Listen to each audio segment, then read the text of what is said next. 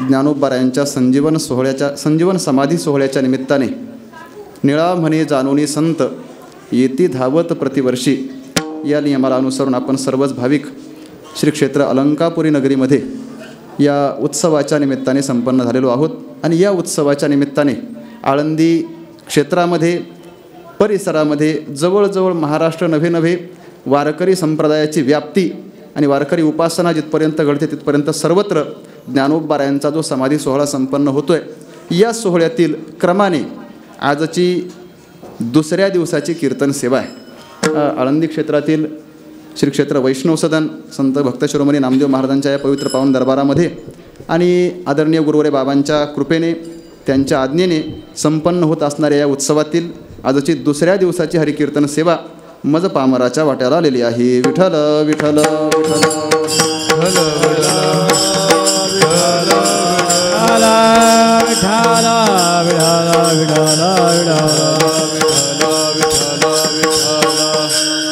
सेवेकरिता निवडलेला अभंग जगद्गुरु श्री तुकोबारायांचा संतपर प्रकरणातील बहुतेक सर्वांच्या परिचयाचा अभंग आहे. रवी दीप हिरा दाविती देखणे अदृश्य दर्शने संतांची या त्यांचा महिमा काय वर्णू मी पामर न कळे तो साचार ब्रह्मादिका. जगद्गुरु श्री तुकोबाराय संतांचा महिमा प्रतिपादन करतायत, पण हा महिमा सांगत असताना तुकोबाराय बोलतायत माझ्यासारख्या पामराने त्या संतांचा महिमा काय वर्णन करावा. मी पामर आहे, माझी त्यांचा महिमा वर्णन करण्याची योग्यता नाही. का बरं महाराज तुम्ही असं बोलतायत. तुकोबाराय सांगतायत कारण तो महिमा ब्रह्मादिक देवांनाही कळत नाही, तर माझ्यासारख्या एककष्टित पामराने तो काय वर्णन करावा. असा काय महिमा आहे त्यांचा. त्याच्याकरता तुकोबारायांनी 4 दृष्टांत 4 प्रकारच्या तुलना केलेल्या आहेत. एक रविदीप हिऱ्याच्या द्वारे होणारं प्रकाशन अर्थात दर्शन याच्याशी संतांच्या कृपेची तुलना केली. दुसरं चंदनाच्या द्वारे कुडी शांत करणं याच्याशी संतांची तुलना केली. तिसरं मायबापांच्या द्वारे मुलाचा पुत्राचा सांभाळ करणं याच्याशी संतांची तुलना केली. आणि चौथं म्हणजेच मिष्टान्नाच्या द्वारे होणाऱ्या क्षुधेचं निवारण याच्याशी संतांची तुलना करून तुकोबाराय सांगतात असं सर्वच तुलनेला ज्यांची कृपा ज्यांचं दर्शन हे अत्यंत महिम्याचं महत्त्वाचं ठरतं आहे, कोणतीही तुलना त्यांच्या तुलनेशी येत नाही. असे संतांची कृपा, अशा संतांचा महिमा आपण काय वर्णन करावा. त्यांचा महिमा काय वर्णू मी पामर. मी वर्णन करू शकत नाही. मग महाराज तुम्ही वर्णन करू शकत नाही इतका अगम्य अकल्पनीय अनिर्वचनीय त्यांचा महिमा आहे. अशा संतांच्या संबंधाने आम्ही तरी काय करावं. तुकोबाराय म्हणतात सगळ्यांचं माझं तुमचं सर्वांचं एकच कर्तव्य आहे. असे संत महात्मे भेटले दिसले ते आहेत असं कळालं का त्यांच्या जवळ जावं. आमंत्रणाची वाट न पाहता जावं. तुका म्हणे जवळी न पाचारिता जावे. कशा करता त्यांना बरं आहे का वाईट विचारायला नाही. मग संत चरणी भावे रिघावया. का बरं असं. त्याचं कारण एकच आहे, कारण त्यांचा महिमा ब्रह्मादिकांना कळत नाही. आपण जोपर्यंत त्यांच्या चरणाशी जात नाही, त्यांच्या कृपेचा प्रसाद प्राप्त होत नाही, तोपर्यंत त्यांचा महिमा कळणार नाही. म्हणून आपल्याला त्यांच्या चरणापर्यंतच जाणं गरजेचं आहे. विठ्ठल विठ्ठल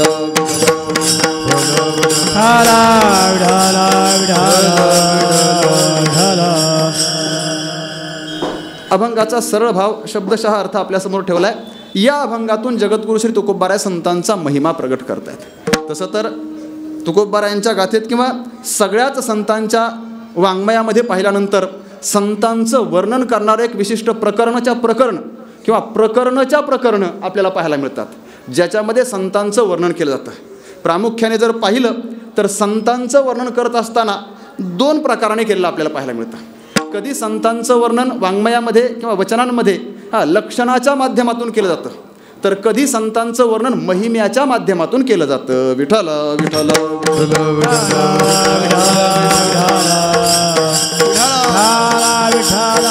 गुरुवर्यांच्या मुखातून असं ऐकलंय की लक्षण आणि महिमा यांचं परस्परावलंबित्व असं आहे की कधी कधी लक्षण हे महिम्याला पूरक ठरतं आणि कधी कधी महिमा हा लक्षणाला साधक ठरतो. महिमा आला का त्या महिम्यावरून संतांचं लक्षण ठरवता येतं आणि संतांचं लक्षण सांगितलं की लक्षणावरून त्यांचा महिमा हा सरळ प्रगट होत असतो. विठ्ठला विठ्ठला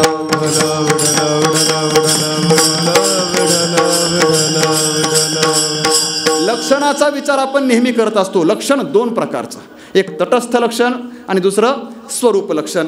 जे कधी असतं कधी नसतं त्याला म्हणा तटस्थ लक्षण, जे नित्य स्वरूपभूत असतं त्याला म्हणा स्वरूप लक्षण. विचार सर्वांच्या परिचयाचा आहे. तसंच महिम्याचेही दोन प्रकार करता येतील. महिम्याचे दोन प्रकार अगदी यालाच अनुसरून करायचे झाले तर संतांचा किंवा भगवंताचा महिमा प्रगट करत असताना तो महिमा दोन प्रकाराने प्रगट करतो. कोणत्या? एक स्वरूप महिमा आहे आणि दुसरा शक्तिरूपी महिमा आहे. शक्तिरूपी महिमा म्हणजे सरळ सरळ तटस्थ लक्षणाचा विचार आहे आणि स्वरूप महिमा म्हणजे स्वरूप लक्षणाचा विचार आहे. विठ्ठला विठ्ठला विठ्ठला विठ्ठला.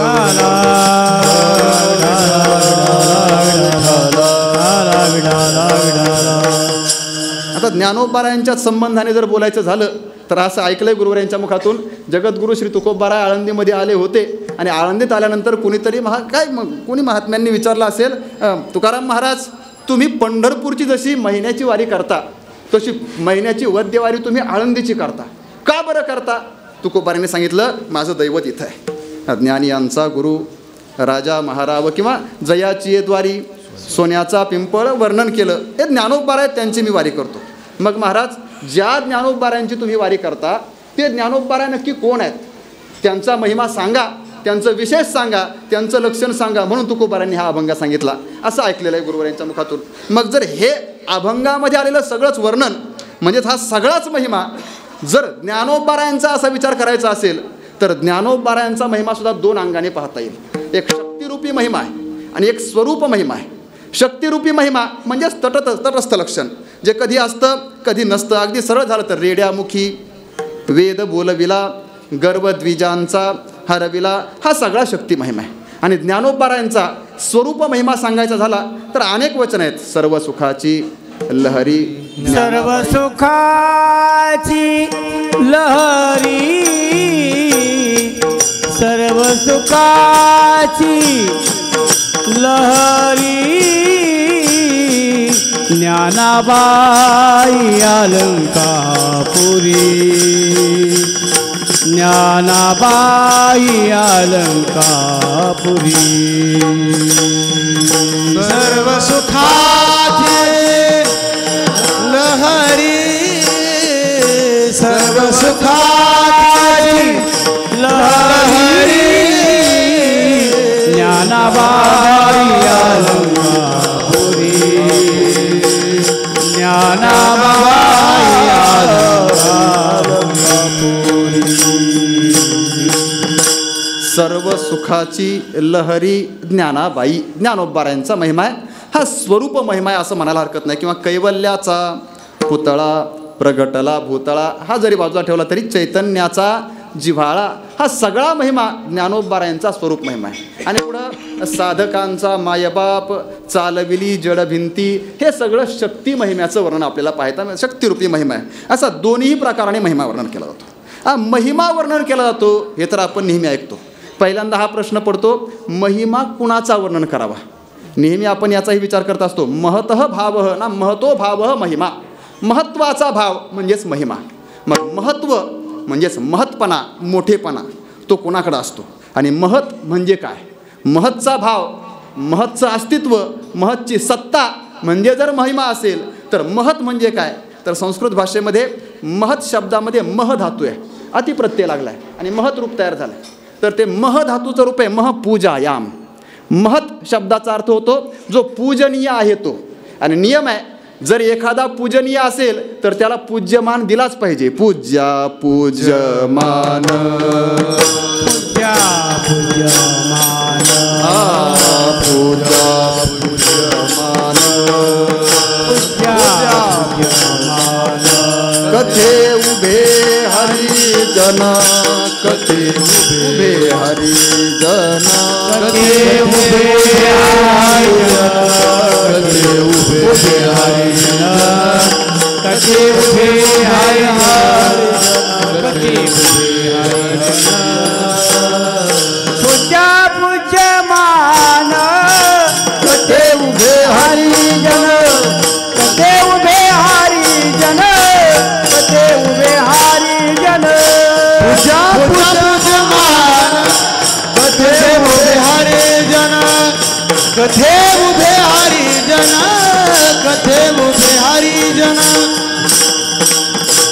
जो पूज्य आहे त्याला पूज्यतेचा मान दिलाच पाहिजे.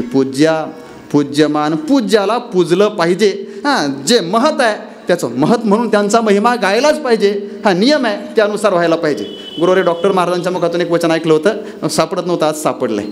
काय, जसं आपल्याकडे नियम आहे, श्रेष्ठांना, पूजनीय लोकांना, ज्यांना महिमा प्राप्त आहे अशा महान लोकांना त्यांचा महिमा गाऊन त्यांचा आदर केला पाहिजे. म्हणजेच अभिवादन करावं, त्यांची सेवा करावी. आणि त्याचं फळ सांगितलेलं आहे, अभिवादनशीलस्य नित्यं वृद्धोपसेविनः चत्वारी तस्य वर्धन्ते आयुर्विद्या यशोबलम तस्य चत्वारी वर्धन्ते. तस्य आयुः वर्धते, तस्य विद्या वर्धते, तस्य यशः वर्धते, तस्य बलम अपि वर्धते. विठ्ठल विठ्ठल विठ्ठल.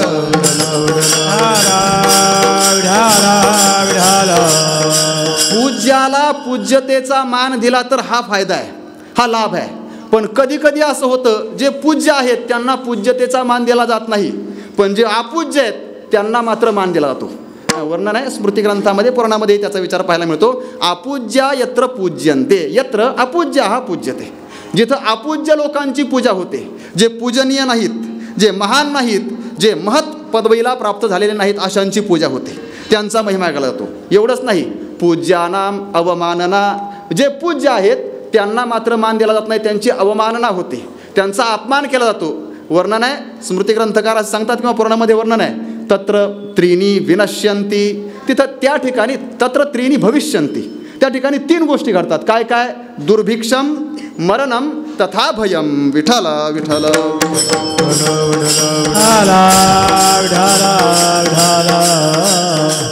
अपूज्य लोकांची पूजा घडली आणि पूज्यांचा व्यतिक्रम घडला तर 3 गोष्टी घडतात. त्रीणी भविष्यन्ति. काय काय सांगितलं? दुर्भिक्ष आहे, त्या ठिकाणी दारिद्र्य येतं. नको त्याची पूजा केली आणि ज्याची पूजा करायला पाहिजे त्याची केली नाही तर दारिद्र्य येतं. त्याच्यानंतर नको त्याची पूजा केली, ज्याची करायला पाहिजे त्याची केली नाही तर काय होतं? मरण लवकर येतं. आणि नको त्याची पूजा केली, ज्याची करायला पाहिजे त्याची केली नाही तर माणसाला सतत भीतीने जगावं लागतं. विठ्ठल विठ्ठल विठ्ठल.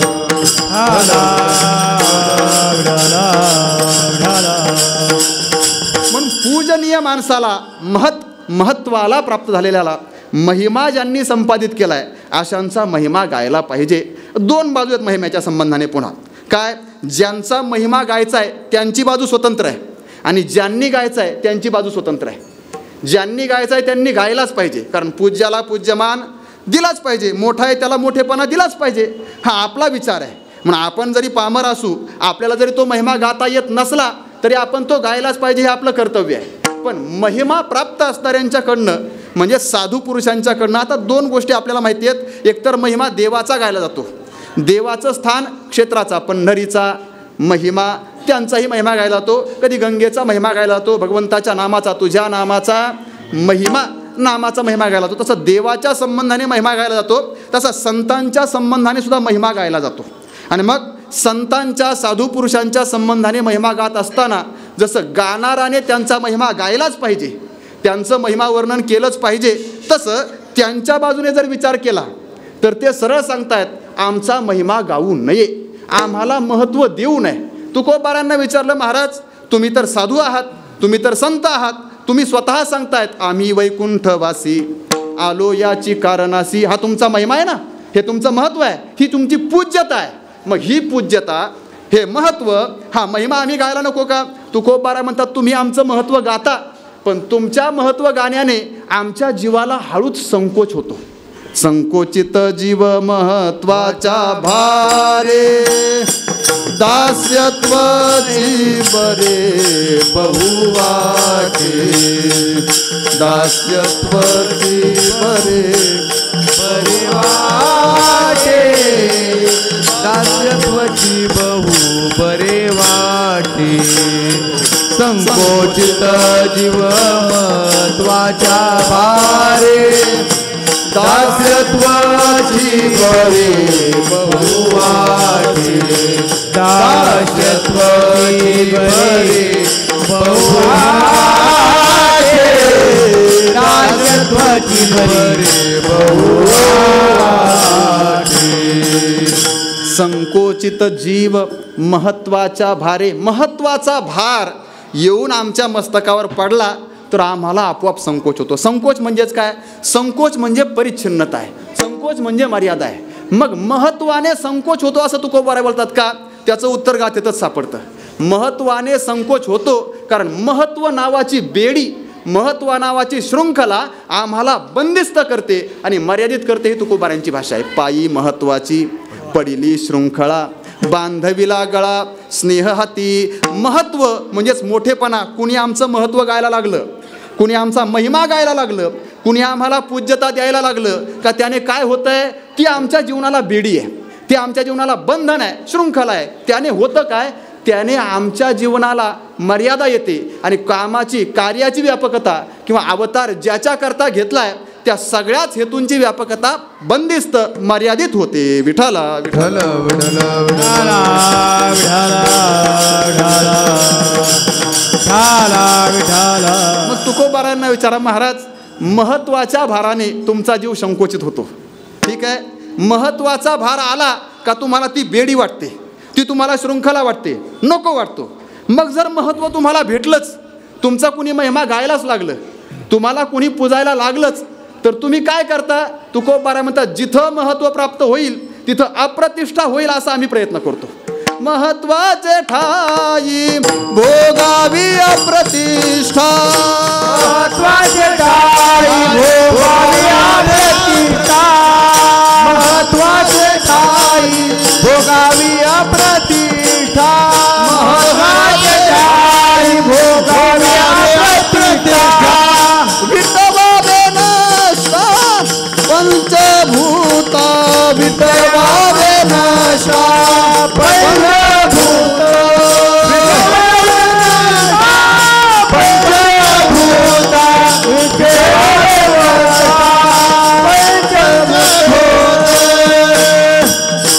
महत्वाचे ठाई भोगावी अप्रतिष्ठा. महिमा किंवा महत्व प्राप्त झालं की आम्ही काय करतो? तुकोबाराय म्हणतात आम्ही तिथं अप्रतिष्ठा स्वीकारतो, आम्ही तिथं अपमान महत्वाचा तिरस्कार करतो आणि सरळ सरळ अप्रतिष्ठा होईल असा स्वीकार करतो. अगदी असंच ज्ञानोबारायांचं वचन आहे. वाचस्पतीचे नि पाडे सर्वज्ञता तरी जोडे, तरी वेडीवे माझी दडे. का? कारण एकच आहे, महिमे भेने. आमचा महिमा होईल, आम्हाला मोठेपणा येईल. चातुर्य लपवी पुढं महत्व हरवी. आपल्याकडं असं आहे, महत्व आलं का महत्व वाढवी हे आपलं आहे. पण तिथं मात्र महत्व हरवी, महत्व हरवण्याकरता आपला गौरव व्हावा याच्याकरता आपण प्रयत्न करतो. आणि साधू पुरुषाचं जीवन असतं त्यांना महत्व प्राप्त झालं की आपलं महत्व कमी होईल याच्याकरता ते प्रयत्न करतात. विठ्ठल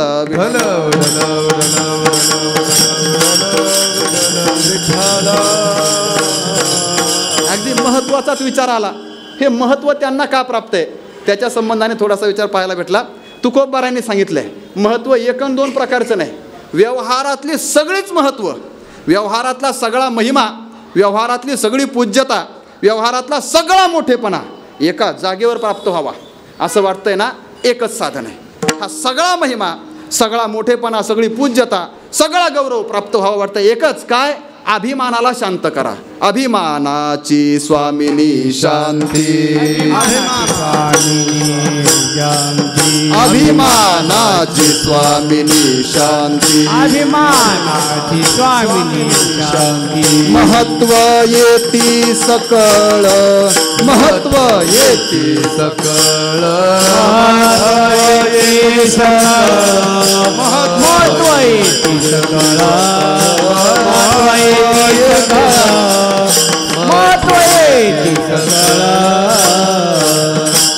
आता अशांतस्य कुतः सुखम हा शांतीचा भाव पहा. अभिमानाची स्वामिनी शांती. शांती आली का सकळ महत्व येते. शांतीने फक्त ज्याच्या ठिकाणी शांती आहे त्यालाच महत्व येतं असं नाही. वाढवी महत्व वडिलांचे, वाढवी महत्व वडिलाचे, वाढवी महत्व वडिलांचे वाढवी महत्व.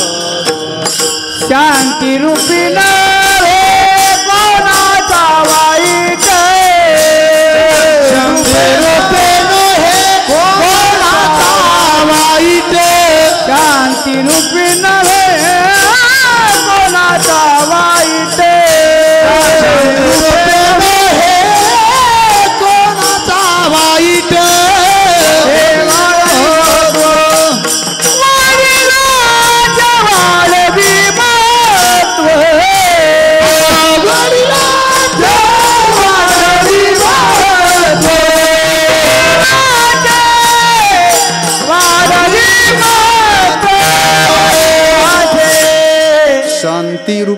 नव्हे कोणाचा वाईट. शांती आली की स्वतःचं तर महत्त्व येते सकळ हे आहेच, पण त्याच्याबरोबर वाढवी महत्त्व वडिलांचे, पूर्वजांचं, वडिलांचं, वृद्धांचं महत्त्वही वाढतं. साधन एकच आहे, शांती. अर्थात शांती ही सगळ्या गुणांची खाण आहे किंवा उपलक्षण आहे असं समजा.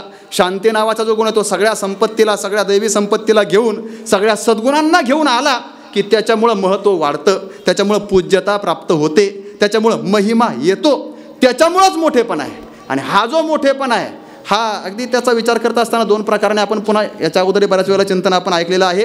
एक नैमित्तिक मोठेपण आणि एक सांसिद्धिक मोठेपण. नैमित्तिक मोठेपण तर काहीतरी निमित्ताने येतं म्हणून त्याला आगमापायी म्हणावं, पण जे सांसिद्धिक मोठेपण आहे हे सांसिद्धिक मोठेपण शांतीने सिद्ध असणार आहे. जी स्वरूपभूत शांती आहे त्या स्वरूपभूत शांतीने सिद्ध असणारं हे सांसिद्धिक मोठेपण साधू पुरुषाच्या ठिकाणी, संतांच्या ठिकाणी आपल्याला पाहायला मिळतं. आणि म्हणून संत महात्मे मोठे आहेत. किती मोठे आहेत? नामदेव महाराज तर म्हणतात साधू मोठे आहेत, साधू थोर आहेत. एकदा दोनदा नव्हे साधू थोर जाना, साधू थोर जाना, साधू थोर जाना, साधू थोर जाना, साधू थोर जाना, साधू थोर जाना, साधू थोर जाना, साधू थोर जाना, साधू थोर जाना, साधू थोर जाना, साधू थोर जाना, साधू थोर जाना, साधू थोर जाना, साधू थोर जाना, साधू थोर जाना, साधू थोर जाना, कलियुगी साधू थोर जाना, कलियुगी साधू थोर जाना, कलियुगी जाना, कलियुगी साधू थोर जाना, साधू थोर जाना, साधू थोर जाना, साधू थोर जाना, साधू थोर जाना, साधू थोर जाना, थोर जाना, साधू थोर जाना, साधू थोर जाना, साधू थोर जाना, साधू थोर जाना. साधूचं महत्त्व, साधूंच्या ठिकाणी, संतांच्या ठिकाणी असणारा महिमा, मोठेपणा, महत्त्व नामदेव महाराजांनी त्रिवार वर्णन केलंय. साधू थोर जाना, साधू थोर जाना, साधू थोर जाना, कलियुगी. तेच थोर आहे, त्यांच्या इतकं मोठेपण, त्यांच्या इतका थोरलेपणा, त्यांच्या इतका महिमा दुसऱ्या कोणालाही प्राप्त नाही. तेच महान आहेत, तेच महिम्याने संपन्न आहेत, त्यांच्याच ठिकाणी पूज्यता आहे, मोठेपणा त्यांच्याच ठिकाणी आहे. मग महाराज ठीक आहे, असे साधू जर मोठे असतील तर त्या साधूंचा मोठेपणा, अशा साधूंना जर महत्त्व प्राप्त असेल तर त्यांचं महत्त्व, साधू जर महिम्याने युक्त असतील तर त्यांचा महिमा वर्णन करा ना. तुकोबारा म्हणतात करावा, पण माझ्यासारखा पामराने कसा करावा? अभंगाचं दुसरं चरण. त्यांचा महिमा काय वर्णू मी पामार, त्यांचा महिमा काय वर्णू मी पामार, त्यांचा महिमा काय वर्णू मी पामार, त्यांचा महिमा काय वर्णू मी पामार, त्यांचा महिमा काय वर्णू मी पामार, त्यांचा महिमा काय वर्णू मी पामार, त्यांचा महिमा काय वर्णू मी पामार, त्यांचा महिमा काय वर्णू मी पामार, न कळे तो साचार आधी का, न कळे तो साचार ब्रह्मादे का, त्यांचा महिमा काय वर्ण मी पामर त्यांचा महिमा काय वर्ण मी पामर नकळे गान करे तो साचार समाधिका त्यांचा महिमा काय वर्ण मी पामर त्यांचा महिमा काय वर्ण मी पामर त्यांचा महिमा काय वर्णू मी पामर. त्या साधू पुरुषांचा महिमा, त्या संतांचा महिमा मी वर्णन करू असं तुम्ही सांगताय, पण मी काय वर्णन करू? का? कारण तो वर्णन करण्या इतकी योग्यता माझी नाही. मी कोण आहे? मी पामर. त्यांचा महिमा काय वर्णू, त्यांचा महिमा काय वर्णन करू? का बरं महाराज तुम्ही वर्णन करू शकत नाही? अगदी हाही विचार सर्वांच्या परिचयाचा आहे. त्यांचा महिमा अगोदर एकतर कळतच नाही, आणि तो कुणाला कळत नाही? सामान्याचं सोडू द्या, शाब्दिकाचे काम नाही येथे, हे तर सोडा, पण नकळे तो साचार ब्रह्मादिका असे अनेक शाब्दिक त्यांना सृजन करणारा जो ब्रह्मदेव आहे, त्या ब्रह्मदेवाला सुद्धा त्यांचा महिमा कळत नाही. जिथं ब्रह्मदेवाला कळत नाही तिथं माझ्यासारख्या पामराने एककष्टी जीवाने तो महिमा वर्णन काय करावा? विठ्ठल विठ्ठल विठ्ठल विठ्ठल विठ्ठल विठ्ठल. गुरुवर्यांच्या मुखातून असं ऐकलं, पामर म्हणून घेताय तुकोबाराय स्वतःला, म्हणजे लगेच 4 प्रकार नाही करायचे. पामर, विषयी, मुमुक्षु आणि मुक्त. आणि मग त्यातला पामर कोण? तसं पामर शब्दाचं लक्षण करत असताना पापम दौरात्म्यम अस्ति यस्य सह एव पामरः. पाप नाम दुरात्मा जो आहे, दुर्व्यवहार ज्याच्याकडनं घडतो त्याला पामर म्हणावं, हे शास्त्राने कोशकारांनी केलेलं लक्षण आहे. मग असा पामर किंवा या पामराच्या कक्षेमध्ये तुकोबाराय बसतात का असा विचार करा. आणि हा अभंग तुकोबाराय ज्ञानोबारायांच्या संबंधानेच बोलतात हे म्हणण्याचं अजून एक कारण तुकोबाराय जसं आज स्वतःला पामर म्हणून घेतात, तसं ज्ञानोबारायांच्या समोर आल्यानंतर तुकोबाराय नेहमीच स्वतःला पामर म्हणून घेत आहेत. मज पामराहे काय थोरपण मज पामराहे काय थोरपण मज पामराहे काय थोरपण मज पामराहे काय थोरपण पामराहे काय थोरपण मज पामराहे काय थोरपण मज पामराये काय थोरपण मज पामराये काय थोरपण पायीची वाहन पायी बरी पायीची वाहन पायी बरी मज पामराये काय थोरपण मज पामराये काय थोरपण पायी जीवान पायी बरी पायी वाहन पायी बरी मज पामराये काय थोरपण मज पामराये काय थोरपण मज पामराहे काय थोरपण. ज्ञानोबारायांच्या समोरानंतर तुकोबाराय स्वतःला पामर म्हणून घेतात. आता विचार करायची गरज नाही, काय तुकोबाराय पामर कसे, आणि मग तुकोबारायांच्या ठिकाणी पामरत्व सिद्ध कसं होतं, मग लक्षण पहा, प्रमाण पहा, आणि ते पामरत्व तुकोबारायांच्या ठिकाणी सिद्ध कसं होतं हे पहा. याच्यापेक्षा सरळ याची संगती अशी लावता येते, तुकोबाराय स्वतःला पामर म्हणतायत, अर्थात स्वतःला पामर म्हणून घेत आहेत, म्हणजेच ज्ञानोबारायादी संतांच्या समोर गेलं का तुकोबारायांच्या ठिकाणची नम्रताच तुकोबारायांना स्वतःला कमी लेखायला भाग पाडतीये. विठ्ठल विठ्ठल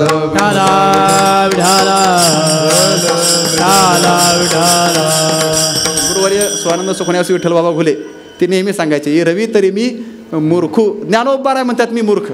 मग ज्ञानोबाराय मूर्ख आहेत असं म्हणायचं कारण आहे का? नाही, ज्ञानोबारायांनी म्हणावं मी मूर्ख आहे, पण पुढं संत कृपा दीपकू स्वजोळू असे, या संत कृपेच्या परिणामाचा विचार आणि संत कृपेच्या महिम्याचा विचार थोरपणाने करायचा आहे, म्हणून ज्ञानोबाराय स्वतःला मूर्ख म्हणून घेतात, हा त्यांचा विचार आहे. मग आता बुवा असं म्हणायचे पुढं, ते म्हणायचे बुवा ज्ञानोबाराय म्हणतात मी मूर्ख आहे. आता आम्ही सुद्धा ज्ञानोबारायांची ती ओवी उच्चारतो आणि म्हणतो, ये रवी तरी मी मूर्खू. बुवा म्हणायचे बुवा तू तसं म्हणू नको का? ज्ञानोबा म्हणतात मी मूर्ख आहे, कारण त्यांची ती नम्रता आहे. आणि तू म्हणतो मी मूर्ख आहे, म्हणायची गरज नाही, ते सगळ्यांना माहिती. तू मूर्ख आहे सगळ्यांना माहिती, ते तू म्हणू नकोस, म्हणायची गरज नाही. तसंच आहे तुकोबाराय म्हणतात मी पामर आहे, त्यांचा महिमा काय वर्णू मी पामर. तुकोबारायांनी स्वतःला पामर म्हणून घ्यावं ही त्यांची नम्रता आहे. आणि आज मी म्हणायला हरकत नाही, त्यांचा महिमा काय वर्णू मी पामर. महिमा काय वर्णू मी पामर. महिमा काय वर्णू मी पामर. महिमा काय वर्णू मी पामर. आपला तो लक्षण सिद्ध अधिकार आहे म्हणून आपण पामर म्हणून घ्यायला हरकत नाही. पण तुकोबारायांनी स्वतःला पामर म्हणून घ्यावं ही त्यांची नम्रता आहे. जिथं तुकोबाराय बोलतायत पामराने त्यांचं वर्णन काय करावं का? जे वर्णन जो महिमा गाण्याकरता ब्रह्मादिक देवांनाही कळत नाही, ब्रह्मादिक देवांचीही ती योग्यता नाही. अगदी ब्रह्मदेव जरी झाला तर त्या ब्रह्मदेवाला संतांचा महिमा भक्ताचा महिमा कळत नाही. भक्ताचा किंवा संतांचा महिमा कळण्याकरता तत्स्वरूप व्हावं लागतं, तरीच महिमान येईल कळो. हा त्यांचा नियम आहे, हा तो सिद्धांत आहे. म्हणून तो महिमा कळण्याकरता ब्रह्मदेवालाही कळणार नाही. मग ब्रह्मदेवाला कळत नाही तर माझ्यासारख्या पामराने काय वर्णन करावं? त्यांचा महिमा काय वर्णू मी पामर. महाराज ठीक आहे, त्यांचा महिमा वर्णन करता येत नाही, अर्थात तो महिमा, त्यांचं महत्त्व, त्यांचा मोठेपणा, त्यांचा थोरपणा नाही वर्णन करू शकत कुणीच, हे आम्हाला माहिती आहे. अगदी थोडं पुढं सांगू का? त्यांचा महिमा वर्णन करण्याकरता त्यांच्या योग्यतेला गेलं तरी तो गाता येईल का नाही याच्याबद्दल शंका आहे. का? कारण असं आहे, ते ज्या स्वरूपाला प्राप्त होतात ते स्वरूपच अनिर्वचनीय आहे.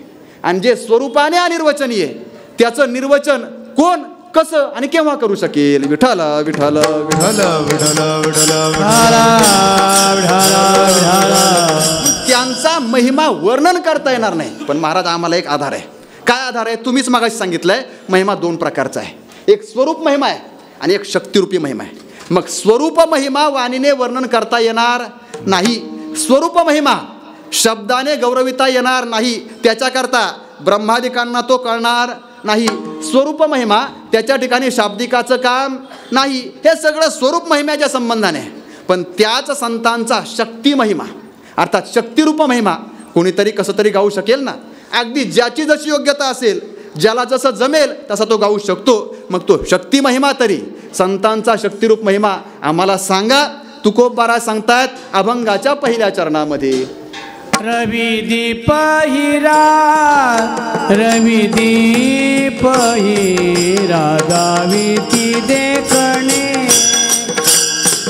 रवि दीप हिरा, रवि दीप हिरा दाविती देखणे.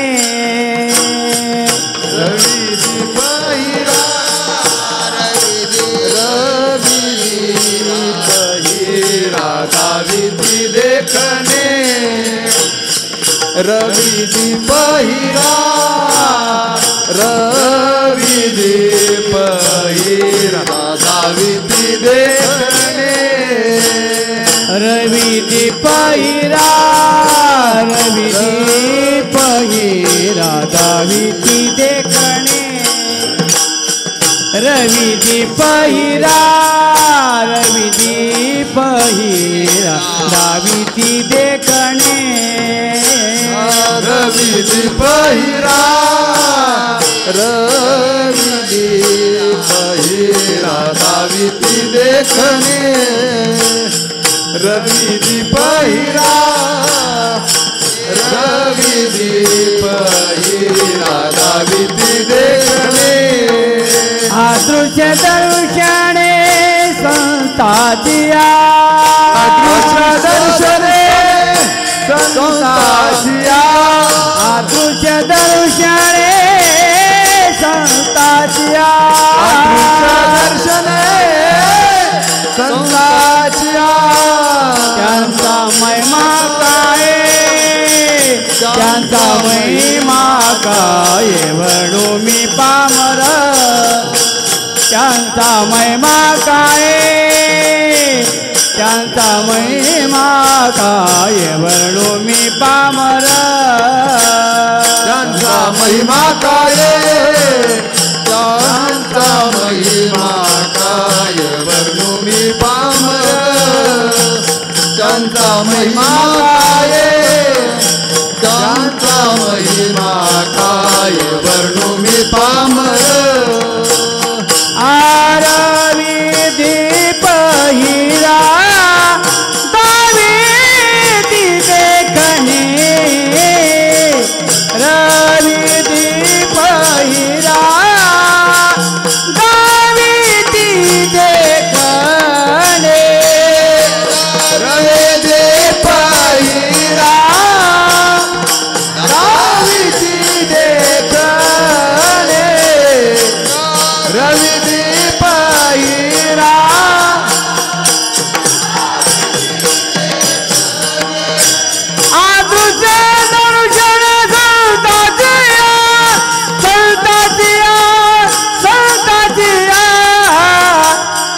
त्यांचा महिमा काय वर्णू मी पामर त्यांचा महिमा काय वर्णू मी पामर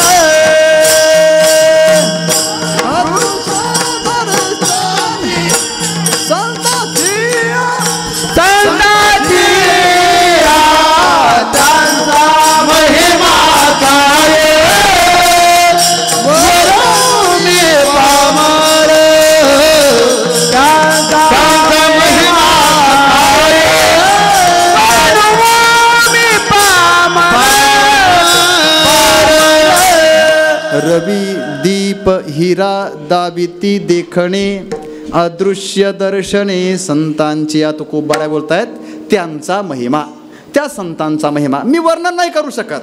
पण जर अगदी शक्तिरूपी महिमा थोडासा जर वर्णन करायचं म्हटलं तर तो महिमा असा आहे. कसा आहे? रवी दीप हिरा देखणे दाविती संतांच्या दर्शने अदृश्य दाविती. विठ्ठल विठ्ठल हा तुलना केली आहे तुकोबारांनी. सरळ सरळ काय तुलना केली आहे? संसारामध्ये दाखवणारे. आता इथं दाखवणं म्हणजेच पाहण्यास योग्य करणं आहे. आणि पाहण्यास योग्य करणं, दिसण्यास योग्य करणं, पाहणं दिसणं म्हणजेच काय? अगदी पाहणं म्हणजेच दर्शन करणं असा जर अर्थ केला तर दर्शनाचा विचार तुकोबारा सांगतायत. अजूनही दर्शन करविणारे संसारामध्ये आहेत, पण त्यांचं दर्शन करविणं आणि संतांचं दर्शन करविणं याच्यात फरक आहे. काय फरक आहे? रवी दीप हिरा तिघांचा उल्लेख, तिघांचं निर्देश तुकोबारा करतात. हे तिघजण दाखवणारे आहेत, दिसण्यास योग्य करणारे आहेत, पाहण्यास योग्य करणारे आहेत. आणि मग ते काय करतात? दाखवतात. काय दाखवतात? देखणे दाविती. देखणं म्हणजेच रूपानं देखणं नाही बरं. देखणं म्हणजेच दिसण्यास योग्य दृश्य. अगदी अदृश्य दर्शने संतांची हा जो उत्तरार्धातला अदृश्य शब्द आहे ना, त्याच्या सापेक्ष देखणे शब्दाचा अर्थ करा दृश्य दाविती. विठ्ठल विठ्ठल विठ्ठल. रवी असेल, दीप म्हणजेच दिवा असेल किंवा हिरा असेल, हे दाखवण्याचं काम करतात, प्रकाशनाचं काम करतात. पण ते काय दाखवतात? दृश्य दाखवतात. जे पाहण्यास योग्य आहे तेच दाखवतात. आणि संत काय करतात? अदृश्य दाविती अदृश्य दाखवतात. पण त्याच्याकरता संतांचं दर्शन व्हावं लागेल. संतांची दर्शने अदृश्य दाविती. अदृश्य दिसतं, अदृश्य पाहण्याला योग्य करतात कोण? संत. तुलनाच करायची झाली तर तुकोबारायांची ही तुलना अशी आहे. तुकोबारा म्हणतात दाखवणारे संसारामध्ये आहेत. आता रवी दीप हिरा म्हटलं का अजूनही दाखवणाऱ्यांमध्ये ज्यांचा ज्यांचा नंबर येतो ना, त्या सगळ्यांचं ग्रहण करा. आणि ते सगळे दाखवतातच. पण काय दाखवतात? दृश्य दाखवतात. आणि संत महात्मे काय दाखवतात? अदृश्य दाखवतात. दृश्य आणि अदृश्य याचा विचार करायचा असेल तर दृश्यत्वाचा विचार करत असताना चिद्भास्यत्वम दृश्यत्वम, जे चित नाम ज्ञानाचा विषय होतं त्याला म्हणा दृश्य. आणि अदृश्य कशाला म्हणावं तर इंद्रिय अगोचरत्वम किंवा इंद्रिय अग्राह्यत्वम किंवा इंद्रिय अविषयत्वम अदृश्यत्वम. विठ्ठल विठ्ठल विठ्ठल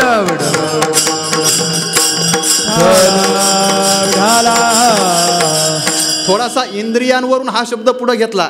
प्रमाण अगोचरत्वम असा जरी केला तर मला वाटते हरकत नाही, त्याचाही विचार विस्ताराने करता येऊ शकतो. प्रमाणांना जे अगोचर आहे, प्रमाणांना जे अग्राह्य आहे, प्रमाणांना जे विषय होत नाही ते आहे अदृश्य. आणि अशा अदृश्याचं दर्शन संत करवितात. म्हणून अदृश्य दर्शने संतांची. अगदी दर्शन शब्द आला म्हणूनच थोडासा विचार करता येईल. अदृश्याचं दर्शन संत करतात म्हणजे करवितात म्हणजे काय करतात तर अदृश्याचं दर्शन करतात, दृश्याचं नाही. आपण व्यवहारामध्ये सगळं पाहतो, मंडप दिसतोय, इमारत दिसते, आपल्याकडं काय आता सगळं हे जे आपल्याला जे पाहतोय आपण ते दिसतंच आहे. अगदी इंद्रियाने म्हणजे डोळ्यांनी दिसतंय एवढाच भाग नाही.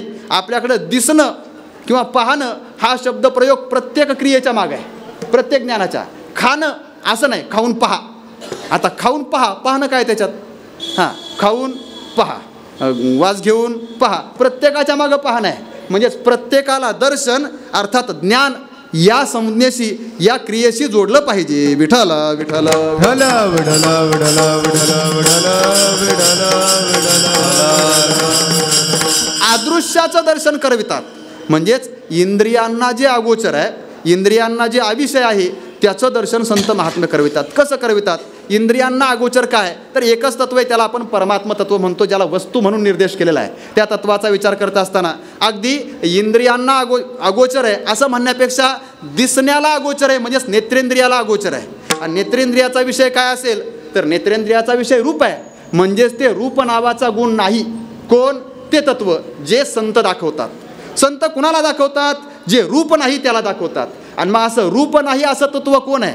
तर असं तत्व एकच आहे, जेथे नाही काही नाम रूप गुण बोलती निर्गुण जया लागे बोलती निर्गुण जेथे नाही आई नाम रूप गुण बोलती निर्गुण जया लागे बोलती निर्गुण जेथे नाही आई नाम रूप गुण जेथे नाही काही नाम रूप गुण जेथे नाही काही नाम रूप गुण जेथे नाही काही नाम रूप गुण बोलती निर्गुण जया लागे बोलती निर्गुण बोलती निर्गुण जया लागी बोलती निर्गुण.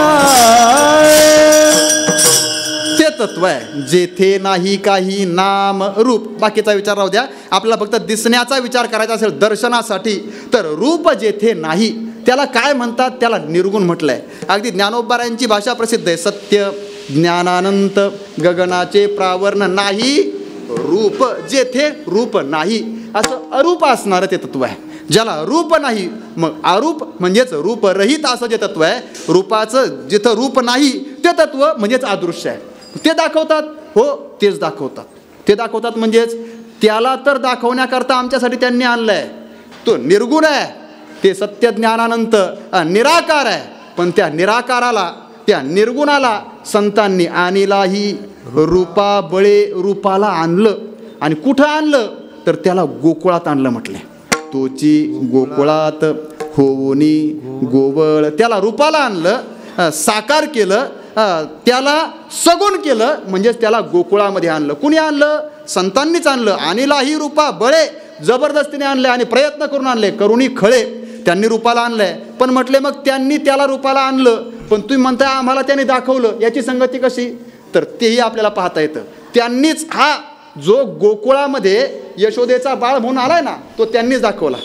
धन्य हे आनंदाची सापडली वेळ धन्य आनंदाची सापडली वेळ आतेने संत सज्जन भेटले कृपाळ येणे संत सज्जन भेटली कृपाळ ज्याची पेढीला बुद्धीचा उमळ पेढीला बुद्धीचा वर दृष्टी दाखविला यशोदेचा बाळ दृष्टी दाखविला यशोदेचा बाळ दृष्टी दाखविला यशोदेचा बाळ दृष्टी दाखविला यशोदेचा बाळ धन्य हे आनंदाची सापडली वेळ धन्य हे आनंदाची सापडली वेळ धन्य आनंदाची सापडली वेळ धन्य आनंदाची सापडली वेळ धन्य हे आनंदाची सापडली वेळ तेने संत सज्जन भेटले कृपाळ त्यांनी फेडियेला बुद्धीचा हो मळ दृष्टी दाखविला यशोदेचा बाळ. का?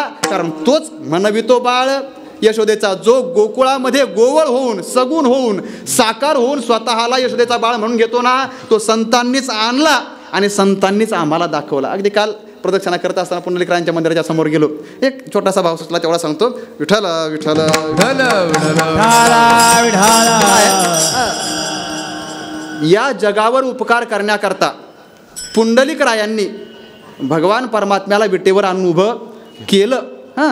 तया पुंडलिके केला उपकार, फेडावया भार पृथ्वीचा. त्याने उपकार केला. काय केलं? जे अदृश्य आहे त्याचं दर्शन घडवलं. म्हणजेच जो कोणत्याही प्रकाराने, जो कोणत्याही प्रमाणाने, जो कोणत्याही रीतीने, कोणत्याही परीने आतुडत नाही, त्याला विटेवर उभा केला आणि आम्हाला दाखवला. नातुडे जो कवणे परी, नातुडे जो कवणे परी, नातुडे जो कवणे परी, नातुडे जो कवणे परी, उभा केला विटेवरी, उभा केला विटेवरी, उभा केला विटेवरी, उभा केला विटेवरी. नातुडे जो कवने परी, अदृश्य, जो कोणत्याही परीने आतुडत नाही त्याला म्हणा अदृश्य. आणि पुंडलिकरायांनी काय केलं? भला भला पुंडलिका, बस तुमचा उपकार आहे आमच्यावर. काय? त्याचं दर्शन घडवलं. उभा केला विटेवरी, विटेवर उभं केलं आणि आम्हाला दाखवलंय, पहा चला या पंढरपूरला. आणि त्याच्याकडनंही म्हणून घेतलंय, या आषाढी कार्तिकी विसरू नका मज. त्याच्याकडनंही म्हणून घ्यावं आणि आपल्यालाही तिथपर्यंत जायला भाग पाडावं. म्हणजे संतांच्या कृपेने, संतांच्या दर्शनाने अदृश्य असणाऱ्या परमात्म्याला दृश्य करावं आणि त्याचं दर्शन घडवावं. हा त्यांचा महिमाच आहे. विठ्ठल विठ्ठल विठ्ठल विठ्ठल विठ्ठल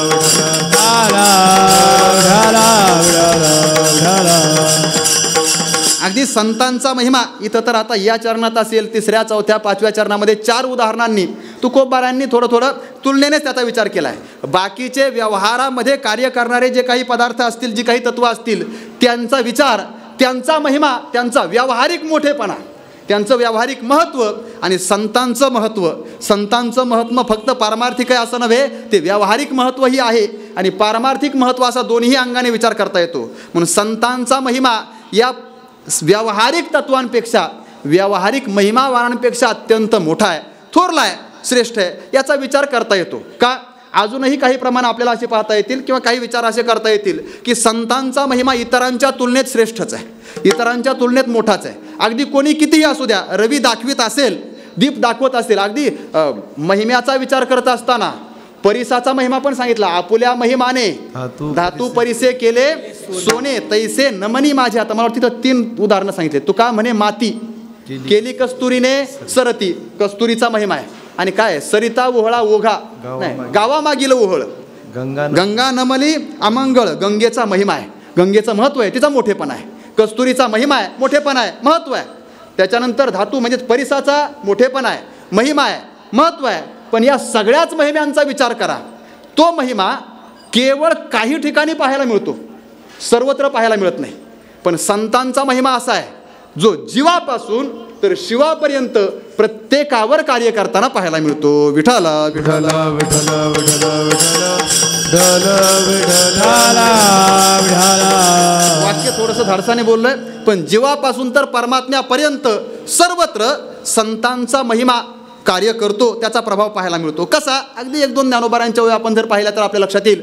ज्ञानोबाराय बोलतायत का भक्तीचे नि आथिलेपणे दैती देवा आणले उणे, माझे नृसिंहत्व लेणे जयाची महिमे. हा भक्ताचा साधूचा महिमा आहे. काय महिमा आहे? निर्गुण असणाऱ्या परमात्म्याला सगुण व्हायला लावतो. हा परमात्म्यावर त्याचा परिणाम आहे. संतांचा महिमा हा परमात्म्यावर, शिवावरही परिणाम करतो आणि संतांचा महिमा जीवावरही परिणाम करताना दिसतो. विठ्ठल विठ्ठल विठ्ठल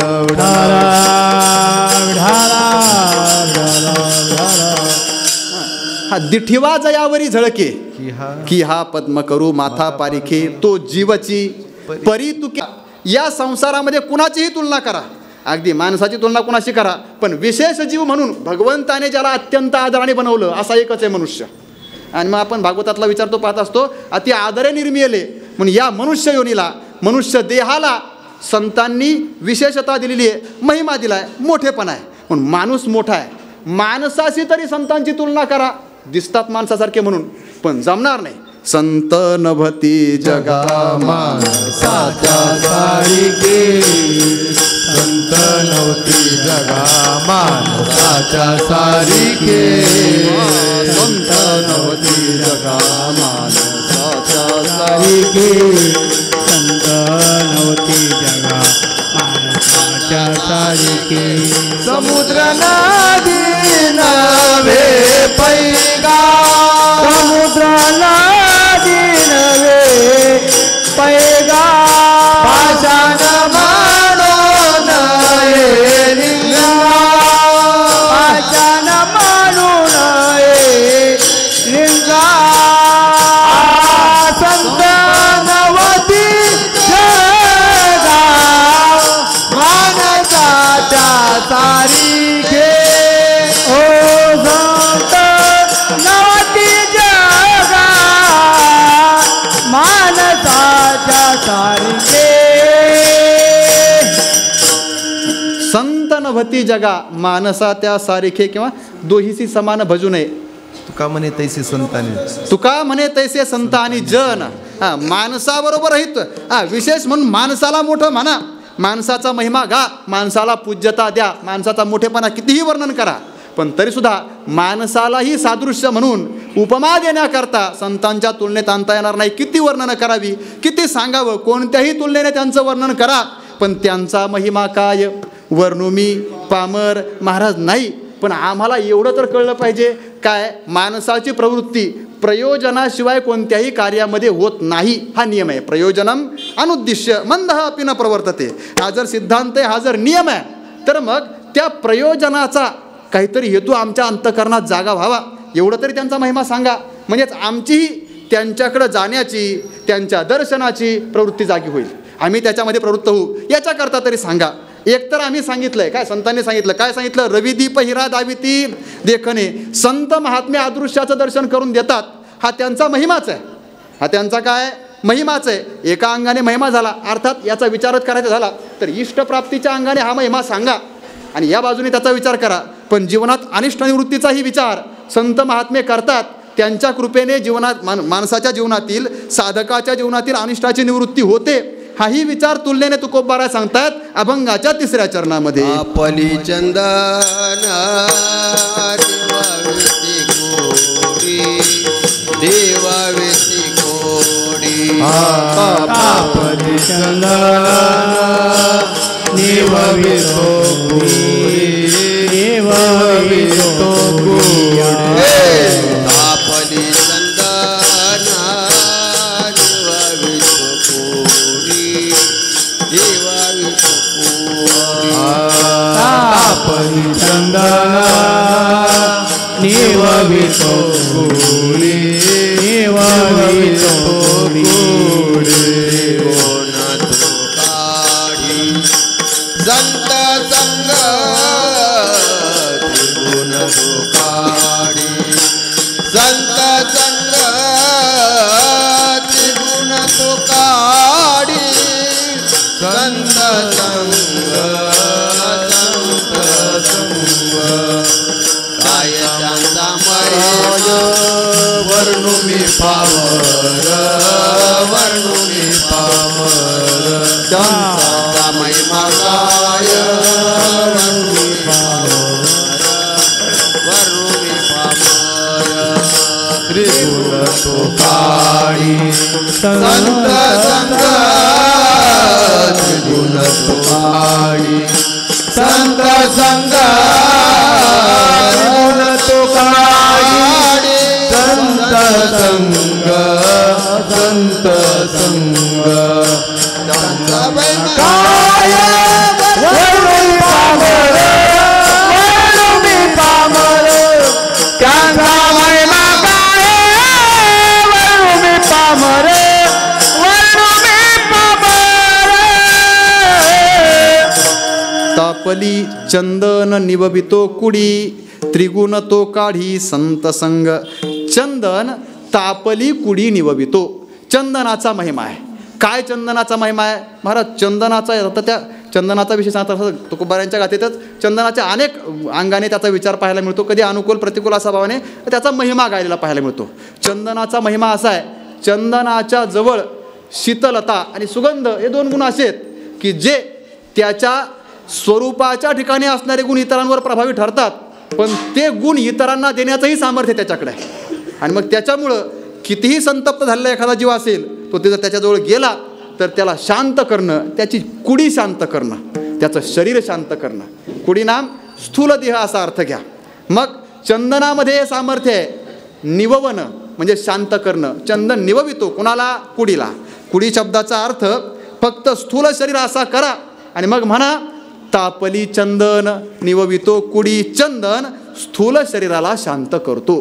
स्थूल शरीराच्या ठिकाणी असणारी आग, स्थूल शरीराच्या ठिकाणी असणारा ताप, स्थूल शरीराच्या ठिकाणी असणारा दाह हा शांत करण्याचं सामर्थ्य चंदनाच्या ठिकाणी आहे.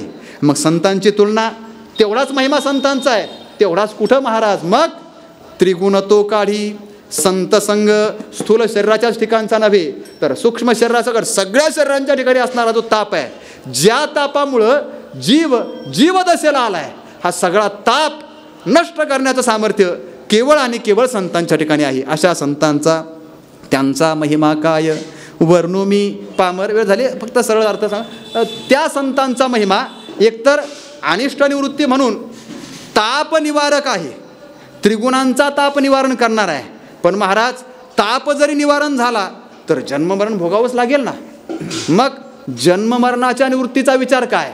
तुकोबाराय म्हणतात हो, तोही विचार संतांच्या संगतीत आहे. माया बापे पिंड, माया बापे पिंड,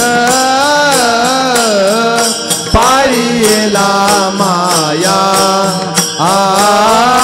पाळीला माया, माय बाप पिंड, माय बाप पिंड, पाळीला माया, पाळीला माया. जन्म मरण जाया संत संग, जन्म मरण जाया संत संग, जन्म मरण जाया संत संग, जन्म मरण जाया संत संग.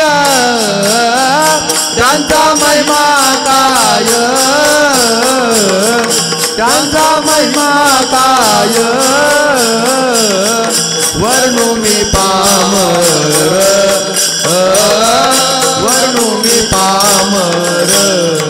जन्म मरण जाया संत संग, जन्म मरण जाया संत संग, जन्म मरण जाया संत संग, जन्म मरण जाया संत संग.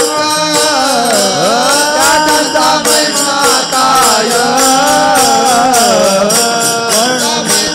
काय वर्णू मी पामर, वर्णू मी पामर. माय बापे पिंड पाळीला माया, जन्म मरण जाया संत संग. मायबापाशी तुलना केली. चंदनाची तुलना पुरी पडत नाही, रविदीप हिऱ्याची तुलना पुरी पडत नाही. अनिष्ट निवृत्तीच्या संबंधाने सांगतायत माय बापे पिंड माया पाळीला. मायबाप सुद्धा सांभाळतात, माये बापे सांभाळीती. पण कसं सांभाळतात? तुकोबारा बोलतात लोभा कारणे पाळीती. बस लोभा कारणे, लोभासाठी सांभाळणारे मायबाप. निदान आता आम्ही पोराला सांभाळलं तर म्हातारपणात ही आमची म्हातारपणाची काठी म्हणून सांभाळणारे मायबाप. काठी मारायला नाही, आधार द्यायला. तर ही काठी म्हणून मायबाप सांभाळतात. माये बापे पिंड मारी पाळी काय पाळीला माया.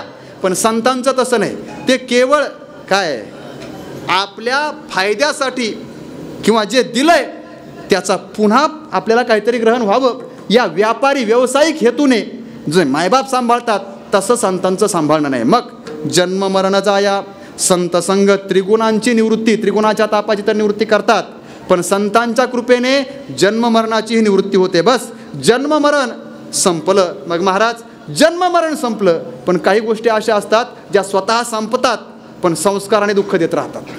हां, स्वतः संपतात पण संस्काराने दुःख देत राहतात. ती वस्तू नाही हो, पण तिचे संस्कार आहेत आणि ते दुःख देतात. मग जन्माचे संस्कारातून असणारे दुःख, मरणाचे संस्कारातून असणारे दुःख, त्याही दुःखाची निवृत्ती संत महात्म्यांच्या कृपेने होते. अभंगाचं 5वं चरण. संतांचे वचन वारी जन्म दुःख, वचन वारी जन्म दुःख, संतांचे वचन वारी जन्म दुःख,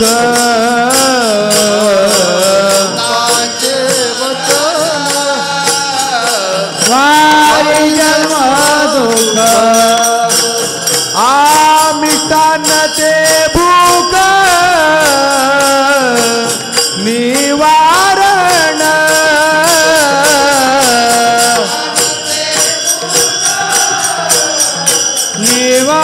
निवारण,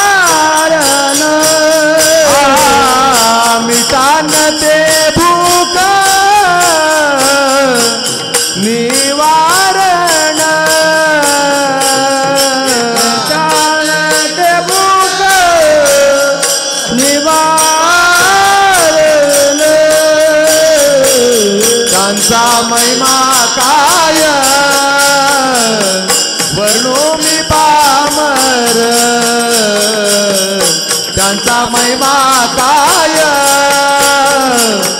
वर्णो मी पामर, त्यांचा महिमा काय वर्णोमी पामर, त्यांचा महिमा काय वर्णोमी पामर, विठोबा रखुमाई, तुबार कुमार, कुमारी जय जय ठोबार कुमार, ढोबार कुमार, जय ढोबार कुमार, ढोबार कुमार, तुबार कुमार, जय ढोबार कुमार, ढोबार कुमार, ढोबार कुमार, ढोबार ये ढोबार कुमार, कुमार, ढोबार कुमार, जय जय ढोबार ढोबार कुमाई, ढोबार कुमार, जय ढोबार कुमाई, ढोबार जय जय ढोबार कुमाई, जय जय ढोबार कुमाई, ढोबार जय जय ढोबार कुमाई, ढोबार ढोबार कुमाई, ढोबार जय जय ढोबार कुमाई, ढोबार कुमार, ढोबार कुमाई, ढोबा ढोबा ढोबा ढोबा ढोबा ढोबा ढोबा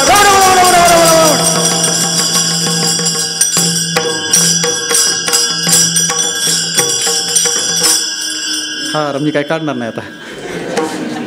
संतांचे वचन वारी जन्मदुःख, मिष्टान्न ते भूक निवारण. मिष्टान्नाचा विचार आलाय, नेमका हा आलाय ना. तुकोबराय सांगतायत, संतांच्या कृपेने, संतांच्या दर्शनाने, एकतर अदृश्य दर्शने संतांच्या एक इष्टप्राप्तीचा विचार आहे, अदृश्य नाम परमात्मा, सुखाची प्राप्ती आहे. दुसरं त्रिगुणाची निवृत्ती, त्रिगुणतापाचा विचार तो नष्ट केला जातो. तिसरा विचार जन्म मरण परंपरा खंडित केली जाते, जन्म मरण जाया, संत संग.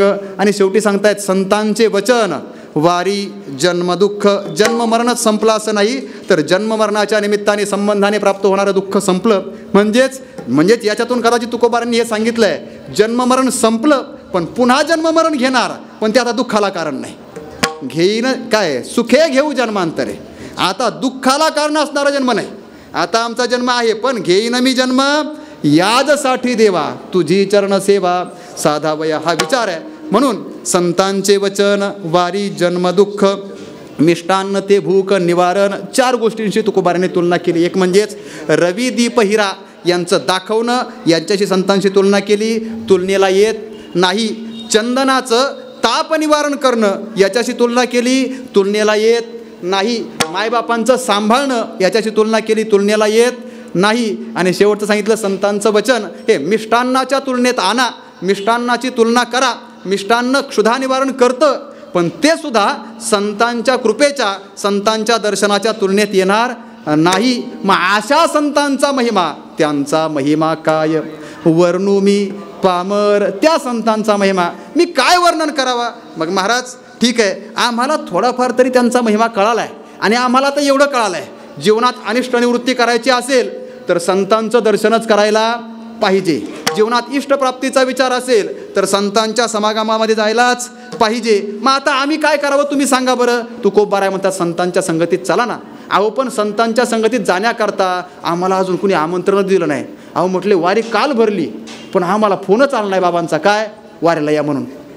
मग बाबांचा फोन आला नाही तर आम्ही जायचं कुठं, आमची राहायची सोय कुठं होईल, खायची सोय कुठं होईल, आमची व्यवस्था कशी लागेल. इथं येण्याकरता व्यवस्थेची, आमंत्रणाची, पाचारणाची अपेक्षा करू नये. मग संतांच्या चरणाजवळ न पाचारण करता सुद्धा जावं अभंगाचं शेवटचं चरण. तुका म्हणे जवळी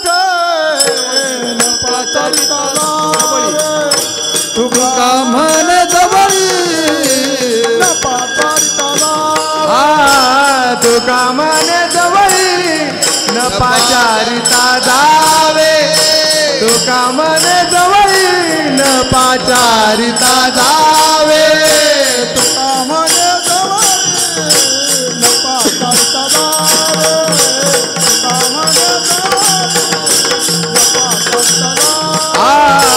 तुका म्हणे जवळी न पाचारिता जावे.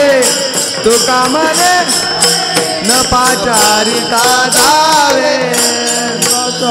भावे रिगावया संत चरणी भावे रिगावया महिमा काय वर्णू मी पामर.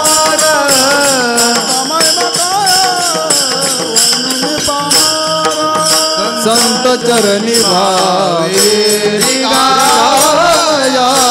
संत चरणी भावे रिगावया. संत चरणी भावे वावे वावे. संत चरणी भावे रिगावया.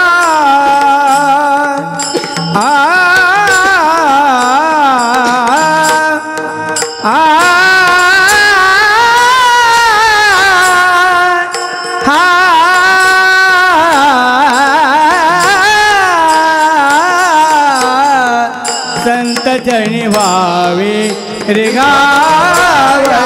संत चरणी भावे रिगावया. महिमा काय वर्णू मी पामर.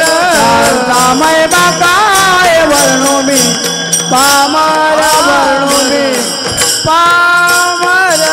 ज्ञानेश्वर माऊली ज्ञानराज माऊली. हे ज्ञानेश्वर माऊली ज्ञानराज माधवरा. ज्ञानेश्वर माऊली ज्ञानराज माऊली. जय जय ज्ञानेश्वर माऊली ज्ञानराज माधवरा. ज्ञानेश्वर माऊली ज्ञानराज माधवरा.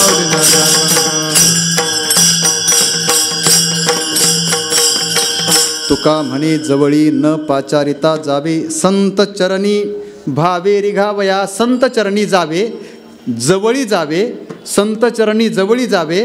संत चरणी जवळी न पाचारिता जावे. पण कशा करता भावे रिघावया. हां भावे रिघावया. इथं एक पुन्हा जागा काढता येईल. काय रिघावया जावे. संतांच्या चरणाजवळ गेलं पाहिजे पण भावे रिघावया जावे. आपण आता वारीत जुन्या काळात फार सांगायचे कीर्तनकार, वारीत येणारे सगळेच भावे रिघावया नसतात. मग हौसे नवसे आता बाकीचे मला माहिती आहे. चला हां मग हे सगळे येतात पण येणाऱ्याने कसं यावं. जवळी जावं न पाचारिता जावं, आमंत्रणाशिवाय जावं. पण कसं जावं. भावे संत चरणी रिघावया जावे. संत चरणाचं आलंबन स्वीकारावं आणि तिथं श्रद्धेने जावं. अगदी श्रद्धेने संतांच्या चरणावर नतमस्तक होण्याकरता जावं. का बरं. कारण त्यांचं वर्णन तुकोबाराय बोलतायत. त्यांचा महिमा काय वर्णू मी पामर. न कळे तो साचार ब्रह्मादिका. त्या संतांचा मोठेपणा, त्यांचा महिमा, त्यांचं महत्त्व, त्यांची पूज्यता एवढी आहे ती ब्रह्मादिक देवांना सुद्धा समजत नाही. ती माझ्यासारख्या पामराने काय वर्णन करावी. पण तरीसुद्धा जीवाला जर आपल्या जीवनाचं कल्याण व्हावं असं वाटत असेल, आपल्या जीवनातलं अनिष्ट अर्थात वाईट जेवढं आहे तेवढं निवृत्त व्हावं आणि चांगलं नाम इष्टप्राप्ती व्हावी असं वाटत असेल तर त्याने संतांच्या चरणाजवळ प्राप्त व्हावं. तुकाराम तुकाराम तुकाराम तुकाराम तुकाराम तुकाराम तुकाराम तुकाराम तुकाराम तुकाराम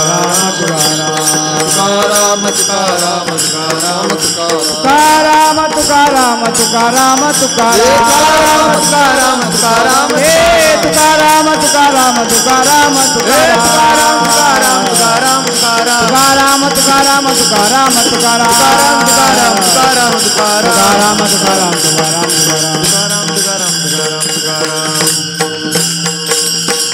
तुका म्हणी जवळी न पाचारिता जावे, संत चरणी भावे रिघावया. त्यांचा महिमा काय वर्णू मी पामर, नकळे तो साचार ब्रह्मादिका. झालेली चिंतन सेवा. माझं आराध्य दैवत भगवान श्री पांडुरंग परमात्मा, विश्वमाऊली ज्ञानोबा आहे, जगद्गुरू श्री तुकोबा आदी करून सकल संत आचार्य, माझ्या वारकरी शिक्षण संस्थेचे सगळे गुरुवर्य, माता पिता, आपण सर्वच श्रोत्र मायबाप, गुरुरे बाबा, सर्वच गुरुजन, गुरुबंधू महाराज मंडळी, सर्वांच्या चरणावर समर्पित करत असताना, बोलत असताना एखादा अपशब्द किंवा अपसिद्धांत केला असेल तर तो वाणीचा दोष आहे. योग्य असेल ते सर्व गुरुवर्यांचं संतांचं आहे.